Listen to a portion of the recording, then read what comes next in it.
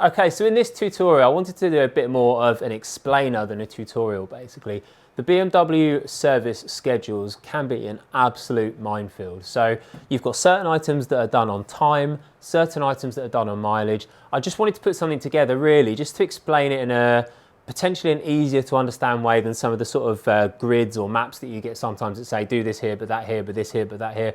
I also wanted to explain sometimes why you might walk into a dealership or to ourselves or to an independent, and yourself and your buddy could turn up with very, very similar bikes, and you might have one quote for maybe 150 quid and one for about 350 quid. Again, it comes down to there being different factors, what was done last time, etc. So starting with the basics, the oil is going to be done every year. It's an annual service. On top of that, the other fluids in the bike all are done on a time-based thing as well. So you have the final drive, which is done every 2 years from when the bike is built, after 2 years, and then 4 years.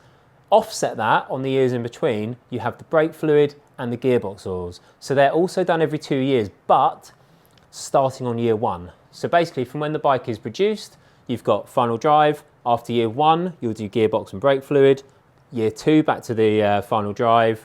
Year 3, back to the gearbox and brake fluid. So every year when you come in for your oil change and plug in and check over and to read all the fault codes, you will then have one of these done at the same time.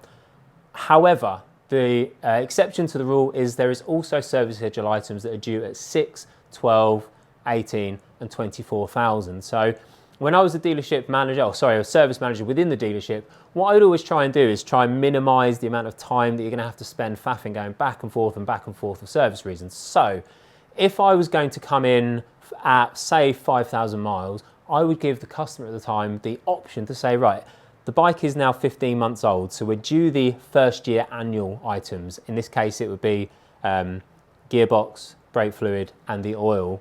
However, you're nearly at your 6,000 mile interval too. The things that need doing at the 6,000 are balancing the throttle bodies and the valve clearance check. Realistically, first 6,000, 12,000, maybe even 18,000, possibly even 24, the valves aren't going to need much adjusting. It is a check at that point. The balancing the throttles is one of those jobs where it does need doing every 6,000. Actually, if you wanted to, you could get some vacuum gauges and do them at home, and you could do them on an even sort of shorter interval if you want. The more regularly tuned the bike is, the better it's going to be. If you have a look at our video where we talk about the sort of ins and outs and the Q&A of the airbox removal process, we also mention about how doing the throttles is going to be a good thing. Keep the bike in tune and it's just going to ride better. At that point, if I've got an imaginary customer who's come in at 5,000 miles, I'm going to do the first year annual, the 6K items.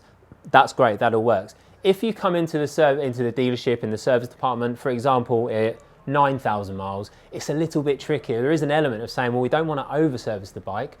We don't want to charge you loads and loads of money when actually you only had it done 3,000 miles ago. It's something you're going to need to make the call on. So yeah, it can be a bit of a mishmash and a muddle, and you can sort of understand sometimes when you speak to an independent who's not used to these bikes, or maybe some of the BMW service departments, when they say, I need to know everything. I need to know what you did last year. I need to know what you did last summer. I need to know everything that the bike had because I need to piece this all together. All I would say is hopefully this video will give you an understanding of what is expected at those intervals. And if you then walk in and say, hi, my bike's done, I don't know, 4,000 miles since the last service or 3,000 since the last service, this is what I had done, you'll at least know that they're not trying to pull the wool over your eyes and try and over-service your bike just for the sake of hitting their targets. That, you know, there is a little bit of lack of trust potentially with some of the dealership networks, and I do understand that. I've been on both sides of the coin for a very long time now.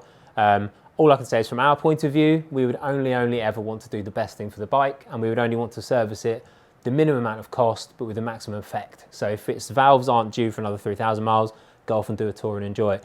If the throttles we think could probably do with the balance, we would do that as part of the service anyway. We don't actually charge extra for balancing the throttles because we believe that it's something that should be done regularly in order to make sure that when you leave, you've got the best bike possible that you're leaving with.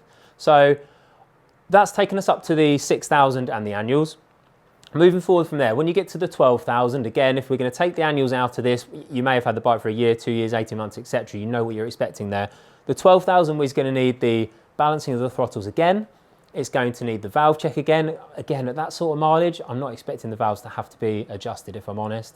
Maybe you've been a bit unfortunate. It only takes around 20 minutes or so to do that. So, don't sweat that if it is an extra cost at your dealership. You're also going to need the plugs at that point as well. So the plugs, there are 4 plugs. You've got the primary and the secondary coils on the bike.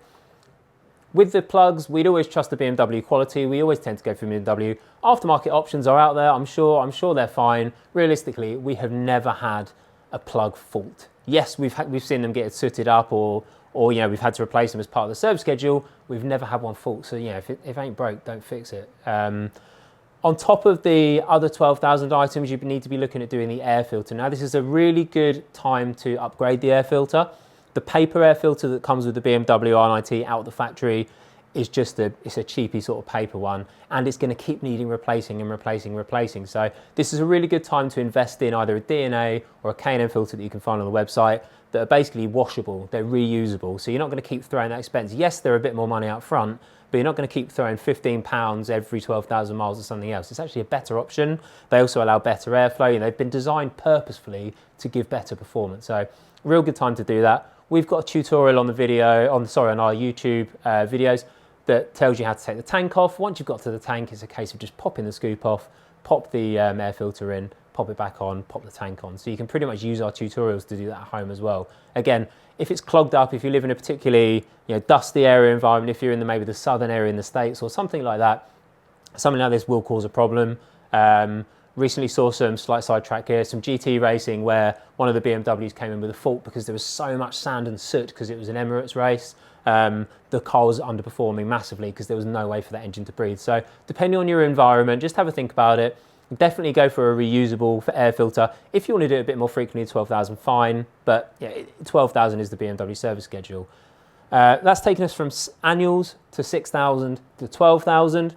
The only thing you need to do at 18,000 on this service schedule with the BMWs is replace the forecoil. Now that's a BMW specific service schedule thing. Again, from being within the network, being a service manager in the BMW dealerships, honestly, we didn't really ever get to the point where we were going to do that. Firstly, when I was there, the R9Ts were a lot newer. We didn't have many people on the 18,000 mark. It is something basically compresses over time. So it is something you are going to want to do at some point, but it's one of those jobs, realistically, you can feed it into when it's going to suit you best. Something like stripping the forks down and doing the oils, if you're going to do it at home, it's maybe better done when you're not out on the bike during the summer. It's something you can do reasonably quickly in a day. There are some sort of tools you're possibly going to need in there in order to perfect the job, so you might want to go down the dealership route. Just do it in the winter. If you get to 18,000 miles or around that sort of point, just think, okay, well, I'm not going to need to do them straight away. It's not an essential, I guess is what I'm saying. It's not something that's sat in the engine, is doing thousands and thousands of revolutions a minute. It's something that can just wait a little bit of time to be done as and when suits. Onto the 24, basically we've covered off everything you're going to need to do on the 24. You're back to the 12,000, but you've doubled up again. So you're going back to the plugs, back to the valve clearances, back to the air filter, back to the balance and the throttle bodies, all the fluids potentially again at that point depending on time. Additionally, you're going to want to change the alternator belt. So we have seen some of those go in the dealerships, so people who haven't maintained their alternator belts, what they tend to do is go sort of brittle and hard over time. Obviously it depends a little bit on where you are and the conditions and the heat and temperatures of where you ride. They will go brittle over time though, and 24 is a really good time to do that. It's one of those jobs that I have done them, even I'm not that keen and comfortable to do them. So it's something you're potentially going to want to lean on video tutorials for, potentially a local independent or your dealership to do. It's not a big job, it's just one of those jobs that you need confidence for, I think. And I'll freely admit my journey into sort of the maintenance side, I've done a lot of building and playing with bikes for a long time. My journey into the maintenance side only really started in earnest 4 or 5 years ago. And this is one of those things that I would refer to as a Stu job, because I just know that he's going to come in, he's going to get it done, he's going to get it done quickly, much quicker than me as I'm sort of like playing with it on the job.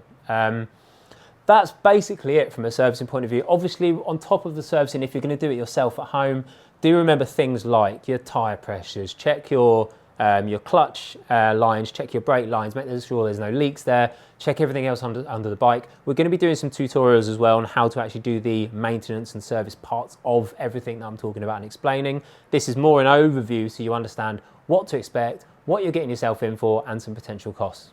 If you are looking at a basic annual service, you can see all this on our website. We're very upfront with our costing for services. you're looking at a cheap basic annual is anywhere between 150 and maybe £200.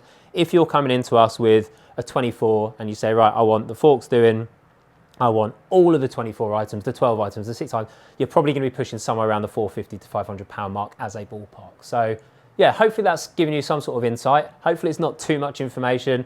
Wind back to the start and just go through the bits maybe that are relevant to the service coming up to you at any given time. And if you've got any queries or questions, just post them in the comments below and we'll see if we can help if we can.